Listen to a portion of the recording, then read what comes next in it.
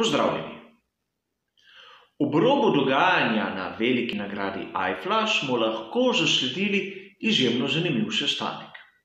Namreč na eni strani sta bile prisotna oba glavna pri sferi Red Bulla, in tu govorimo o Chrisu Hornerju ter Helmutu Marku, na drugi strani sta bila pa prisotna tista dva odgovorna pri koncernu Renault, seveda Cyril Abiteboul in nov glavni direktor Renaulta, Luca Di Meo. Po novicah naj bi šlo samo za nek spoznavni sestanek, a vemo, da v Formuli 1 se nič ne zgodi naključno.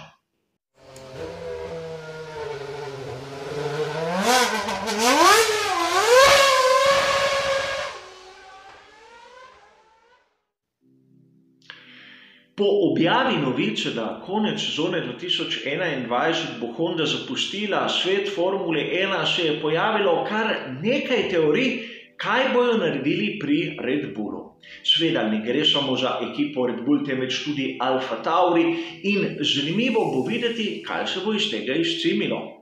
A mnogi avtorji so šli, po mojem osebnem mnenju, v smer, katera je malo verjetna, da se bo sploh uresničila v taki obliki, kot so si oni zamislili. Zato po tem sestanku mislim, da si je treba vzeti trenutek in razmisliti, kaj je možno, kaj je verjetno, in priti do nekih zaključkov, ki nam bodo povedali tudi, kaj lahko mi navdušenci pričakujemo. Namreč pogledati je treba interese ene in druge strani in tako skušati razumeti z nekim racionalnim pristopom, kaj je tista pot, katera kaže verjetno v pravo smer. Seveda poudarjam, da to razmišljanje, katerega boste poslušali, je plod mojega uma in mogoče je tudi popolnoma zgrešeno. Vkolikor ima kdo kako boljšo interpretacijo, ima seveda kot ponavadi jo možnost izpostaviti v pripombah. A začnimo.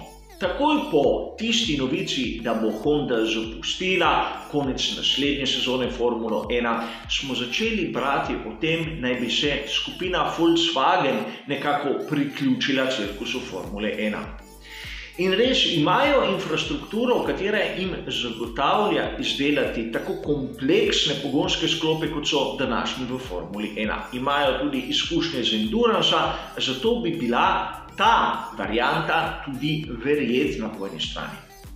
A prav iz skupine Volkswagen je prišla novica, katera postavi njihov, bom rekel, neposredni prihod v sezoni tam 2022 pod velik dvom.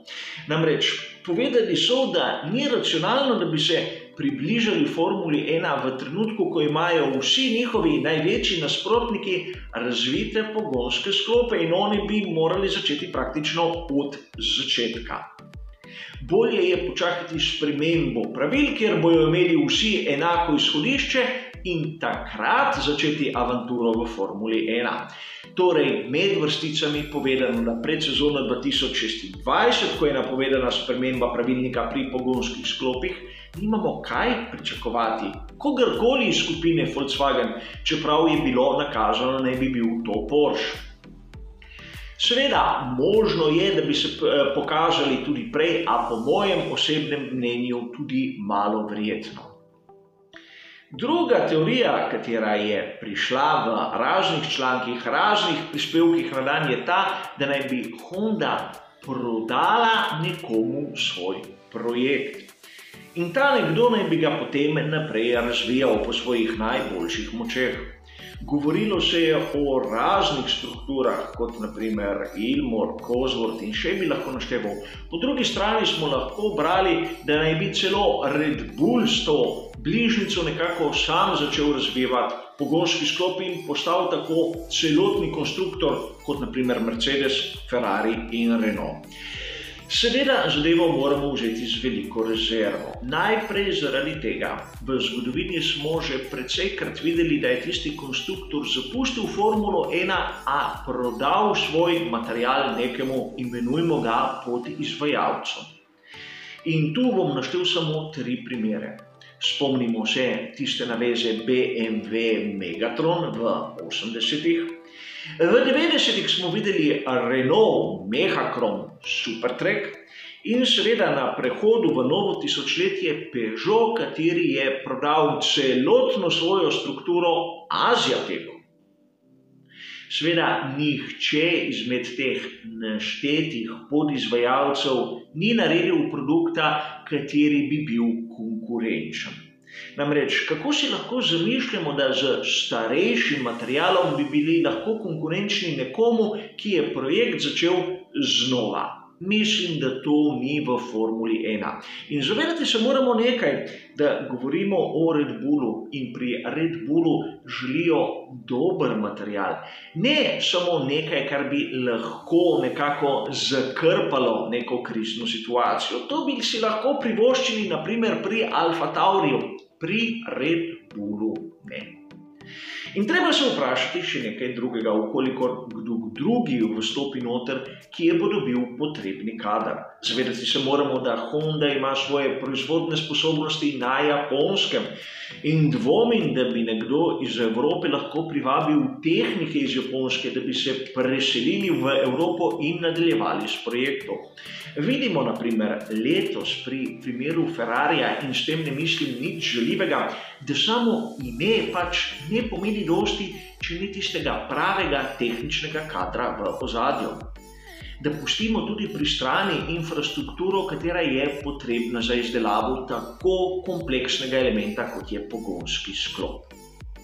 In seveda sedaj smo videli, da samo kupiti tisto infrastrukturo, ki jo ima Honda v Milton Keynesu, zdraven praktično Red Bulla, ter projekt pogonskega sklopa, katerega bodo še naredili v prihodnjem letu, je premalo. In seveda, tu je še velika težava vezana na pravilnik, namreč, ukolikor želimo imeti novega dobavitelja v sezoni 2022, mora ta pismo o nameri podati do 1. januarja 2021. Torej, mesecev je še izjemno malo, Honda ni niti izrazila, ali bo, če bo, ko bo komu karkoli prepustila, in nekateri so začeli že razmišljati v tej smeri.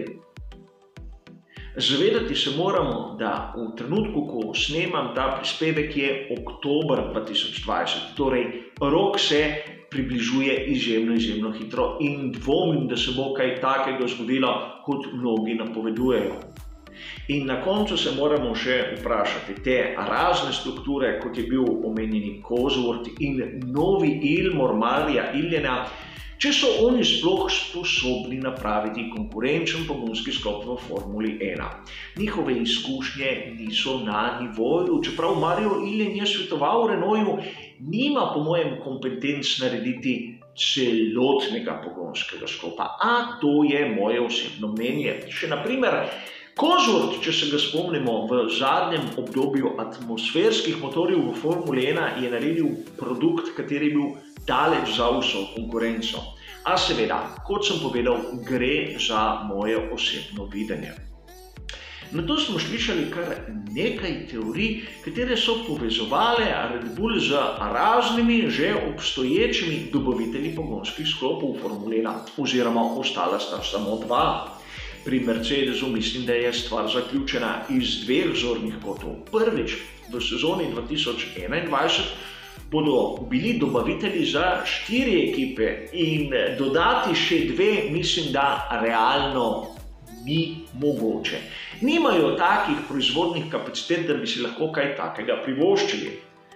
Po drugi strani Ferrari, kateri je nakazal veliko željo po sodelovanju, a vprašanje je, če si pri Red Bullu želijo sodelovati z njimi. Namreč videli smo v sezoni 2020, da njihov pogonski sklop pač ni njihova močna točka. In seveda, prej, ko sem omenil Mercedes, je treba upoštevati še nekaj. Zakaj bi pri Mercedesu dajali pogonske sklope svojim najhujšim konkurentom? In sedaj smo prišli do tiste faze, da hočeš nočeš, ostane samo Renault. A tudi je treba razumeti, če si Renault kot tak želi sodelovanja z sfero Red Bulla. Namreč v sezoni 2021 bo Renault praktično imel samo eno ekipo, svojo ekipo, imenovano v naslednji sezoni Alpine. in rabijo, kolikor hočejo razvijati nek spodoben proizvod, nek spodoben pogonski sklop, primerjavo z različnimi šasijami in seveda rabijo tudi kilometrino. Kilometrino se pa nabira z več bolidi. Seveda, če se ima na razpolago 6 bolidov namesto 2, se pridobi 3-krat več podatkov in mislim, da to je vsakomur jasno. Po drugi strani je treba tudi razumeti, zakaj je prišlo do spora med Renaultom in sfero Red Bull. Namreč, ko je Renault prodal svojo ekipo in so jo preimenovali v Lotus, je tiste glavne smernice v razvoju dajal Red Bull. In seveda, ko je Renault kupil nazaj strukturo v Enstonu, je Red Bull izgubil ta primat in tu se je začel spor. Namreč znano je, da pri Renaultu so koncentrirali na oddelek, kateri se ukvarja s pogonskimi sklopi. Oni dirigirajo praktično razvoj šasije. Pri Red Bullu so bile želje rahlo nasprotne. In zato je med sezono 2015 in 2016 prišlo do tega spora. Če to sedaj povzamemo s tistim sestankom, katerega sem omenil na začetku, lahko sklepamo, kaj se bo zgodilo. Po mojem Red Bull do tistega roka, katerega mora prijaviti svojega dobavitelja pogonskih sklopov, ne bo pokazal nobene pogodbe, kajti ne bo je imel v žepu. Zato bo FIA določila, da bo dobavitelj pogonskih sklopov tako za Red Bull kot za Alfa Tauri Renault. In čeprav se bodo malce po strani gledali, bodo začeli od sezone 2022 vestno sodelovati skupaj. Ne zato, ker bi želeli, ampak zato, ker eden in drugi bodo imeli koristi od tega. In imeti korist v Formuli 1 je bistveno bolj pomembno, kot strinjati se in imeti enako vizijo v razvoju motošporta. Hvala za vašo pozornost in seveda nasvidenje.